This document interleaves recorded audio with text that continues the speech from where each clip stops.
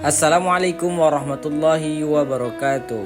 Baik, di sini kami akan mempresentasikan PPT kami yang berjudul Pelembagaan Informasi dan Opini Publik.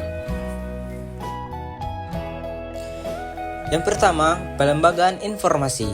Pelembagaan informasi, institutionalization of information, adalah proses dan mekanisme pembentukan, pengaturan, dan pengelolaan alur informasi oleh lembaga-lembaga formal sehingga penyebaran informasi dapat berjalan secara lancar, terstruktur, handal, dan dapat dipertanggungjawabkan. Jikalau pelembagaan informasi kita dapat berjalan secara lancar, terstruktur, handal, dan dapat dipertanggungjawabkan, maka lembaga kita akan dipercaya oleh masyarakat banyak. Selanjutnya, proses pelembagaan informasi. Yang pertama, produksi informasi. Produksi informasi adalah produk yang berisi pengetahuan atau informasi yang biasanya dijual secara digital, contohnya termasuk kursus online, webinar, template, dan berbagai bentuk konten digital lainnya yang menyediakan informasi atau keterampilan kepada pengguna. Produk informasi berbeda dengan produk fisik yang dapat disentuh karena produk informasi bersifat digital dan dapat diakses melalui internet atau perangkat elektronik lainnya. Selanjutnya, yang kedua, distribusi informasi. Distribusi informasi adalah proses penyampaian atau penyebaran informasi dari satu sumber ke penerima yang dituju. Ini bisa dilakukan melalui berbagai cara seperti media cetak, media digital, atau secara langsung melalui komunikasi verbal. Tujuan utama distribusi informasi adalah memastikan informasi yang relevan dan tepat waktu dan dapat diakses oleh pihak-pihak yang membutuhkan. Selanjutnya, yang ketiga, legitimasi informasi. Legitimasi informasi adalah pengakuan atau penerimaan bahwa suatu informasi dianggap sah, valid, dan dapat dipercaya. Ini mengacu pada proses di mana suatu informasi diakui sebagai benar dan sesuai dengan standar yang berlaku. Dan yang terakhir, nomor 4, melalui regulasi. Regulasi adalah berarti tindakan atau proses yang dilakukan dengan mengikuti aturan atau ketentuan yang sudah ditetapkan oleh pihak yang berwenang.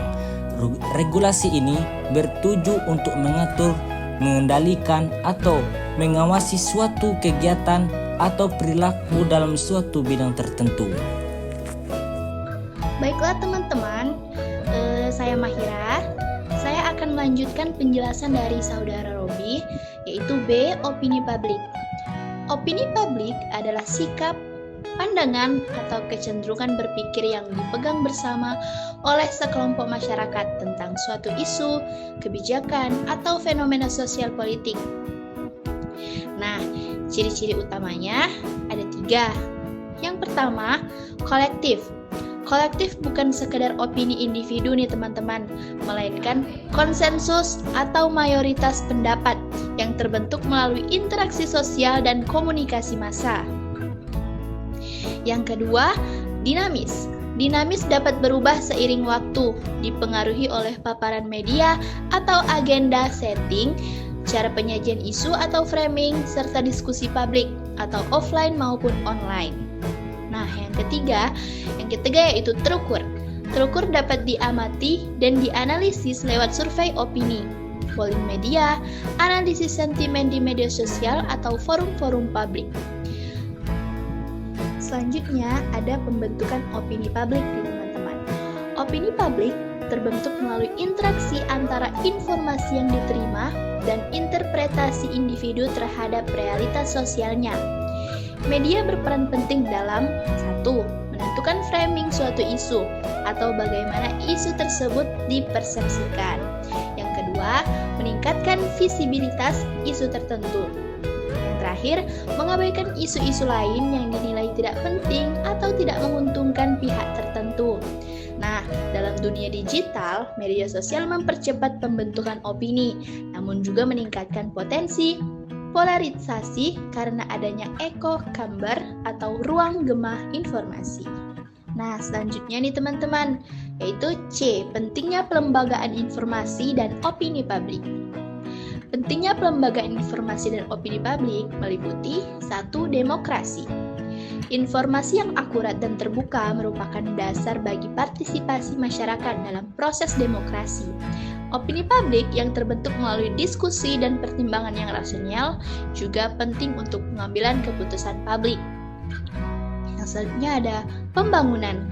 Opini publik yang positif terhadap kebijakan pemerintah atau proyek pembangunan dapat mendukung pencapaian tujuan pembangunan.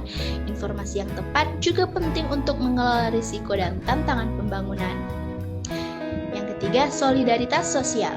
Informasi yang positif dan membangun dapat memperkuat rasa solidaritas dan kebersamaan dalam masyarakat. Opini publik yang positif juga dapat mendorong partisipasi masyarakat dalam berbagai kegiatan sosial nih teman-teman. Selanjutnya, 4. Media massa. Media massa memiliki peran penting dalam penyebaran informasi dan membentuk opini publik. Media harus memiliki independensi dan profesionalisme untuk memastikan informasi yang disajikan akurat dan seimbang. Selanjutnya 5. Pemerintah. Pemerintah memiliki tanggung jawab untuk menyediakan informasi publik yang akurat dan terbuka, serta memberikan ruang bagi masyarakat untuk menyampaikan opini mereka. Selanjutnya 6. Organisasi masyarakat sipil. Organisasi masyarakat sipil dapat berperan sebagai wadah untuk menyampaikan informasi dan opini publik, serta memfasilitasi diskusi dan dialog publik. Yang terakhir, 7. Media sosial. Media sosial juga memiliki peran penting dalam penyebaran informasi dan membentuk opini publik, meskipun perlu ada pengawasan terhadap penyebaran informasi yang salah atau menyesatkan. Mungkin hanya itu dari saya. Selanjutnya akan disampaikan kembali oleh Saudara Robi. Terima kasih kepada Saudari Mahira. Selanjutnya, contoh pelembagaan informasi dan opini publik. Yang pertama, Undang-Undang Keterbukaan Informasi Publik.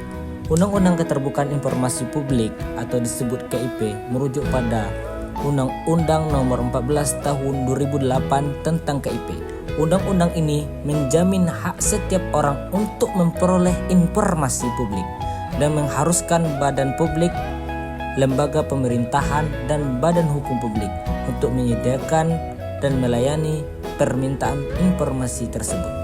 Selanjutnya, forum diskusi publik. Forum diskusi publik ini adalah suatu kegiatan yang melibatkan partisipasi masyarakat dalam dialog, diskusi, dan pertukaran opini untuk membahas berbagai isu, berbagai kebijakan, atau masalah publik.